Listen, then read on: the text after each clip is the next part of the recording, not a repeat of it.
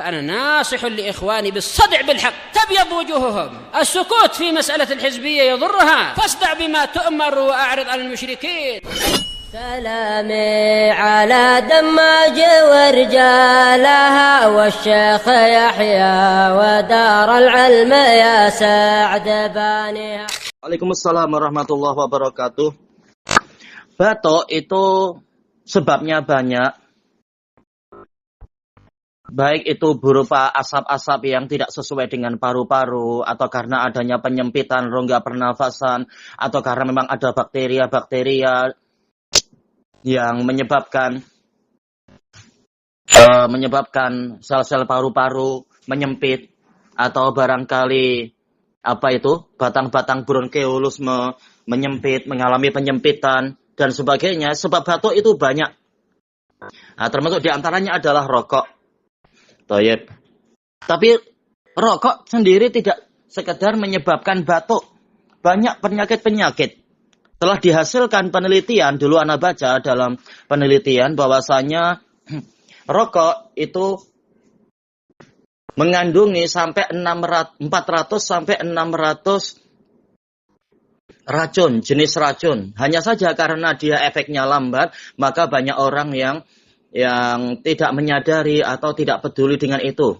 Lain kalau begitu dihirup langsung mati, ya insya Allah tak ada yang mau itu, kecuali yang memang ingin bunuh diri terang-terangan.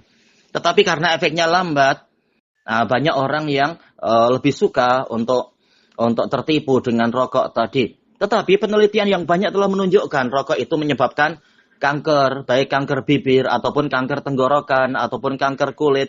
Dan bukan hanya dia yang kena, yang terancam kena, tapi juga istri, demikian pula anak, demikian pula orang-orang yang ada di sekelilingnya.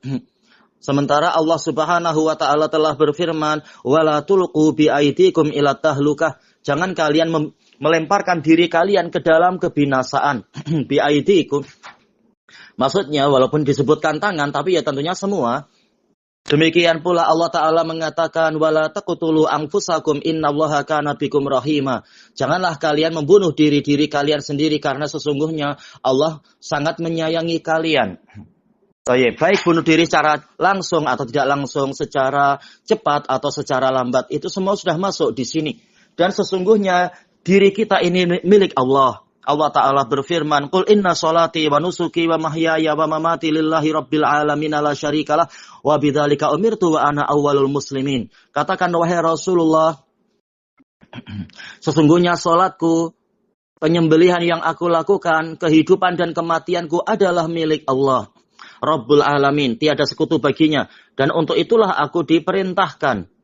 Dan aku adalah orang yang pertama masuk Islam dari umat ini. Perintah pada Nabi juga berlaku kepada kita secara umum. Dan juga Nabi SAW telah bersabda, la darara wa la dirar, dalam hadis yang hasan li ghairih. Tidak boleh membahayakan diri sendiri dan tidak boleh membahayakan orang lain. Dan juga Nabi SAW, kalau tadi hadis Abu Sa'id dan yang lainnya, kalau yang ini adalah hadis Abdullah bin Amr ibnul As, muttafaqun alaihi marfu'an. Rasulullah SAW bersabda, inna li nafsika alaika haqqa. Sesungguhnya dirimu memiliki hak yang wajib engkau tunaikan. Wali zaujika alaika haqqa. Dan istrimu juga punya hak yang wajib engkau tunaikan. Dan seterusnya. Kita tidak boleh membahayakan orang lain, juga tidak boleh membahayakan diri sendiri. Kita wajib menunaikan hak diri sendiri, yaitu hak untuk ditunaikan keperluan-keperluannya dan dilindungi dari bahaya-bahaya. Maka diri kita bukan milik kita pribadi, tapi milik Allah. Tidak boleh kita melakukan perkara-perkara yang merusak apa yang Allah ciptakan itu.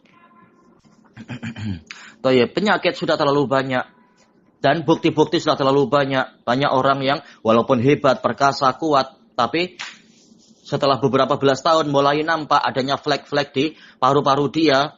Ada sebagian yang paru-parunya sampai berlubang dan seterusnya dan seterusnya. Bagaimana dia nanti akan menjawab pertanyaan Allah Ta'ala?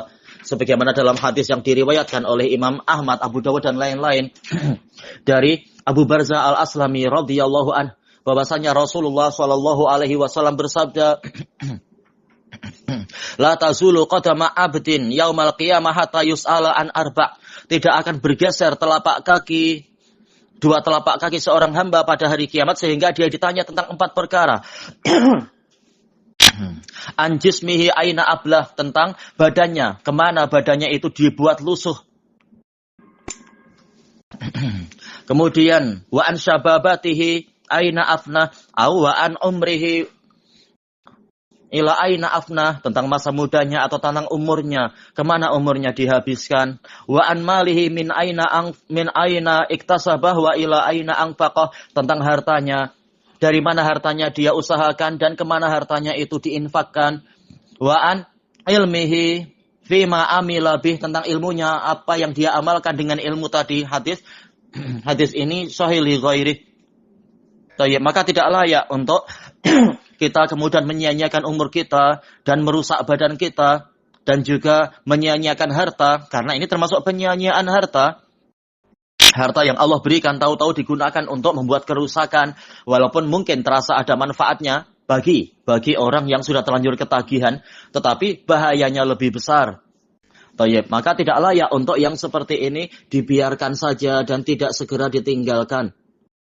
Allah Ta'ala telah mengatakan wala tubadzir tabdzira innal mubadzirina kanu ikhwanas syayatin wa kana syaitanu lirabbih kafura.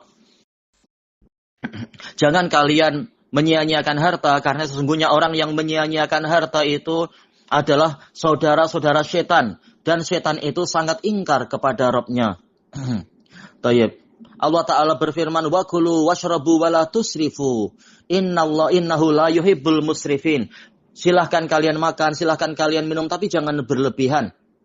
Nah, ini termasuk berlebihan dalam masalah penyia-nyiaan harta. Ini lebih layak lagi untuk dilarang, lebih layak lagi untuk diharamkan. Dan dalil banyak sekali terkait dengan masalah ini. Maka tidak layak untuk kemudian dengan alasan syubhat-syubhat yang lemah, yang hina, yang rendah macam itu, kemudian kita meninggalkan perkara yang wajib untuk ditunaikan, yaitu menjaga kesehatan, beribadah kepada Allah, menggunakan kesempatan dan kesehatan untuk kebaikan, bukan malah dirusak dengan kebatilan-kebatilan tadi. Walaupun ada kiai dan dokter yang banyak merokok, apakah jika mereka masuk neraka kalian lebih suka untuk ikut masuk ke dalam neraka?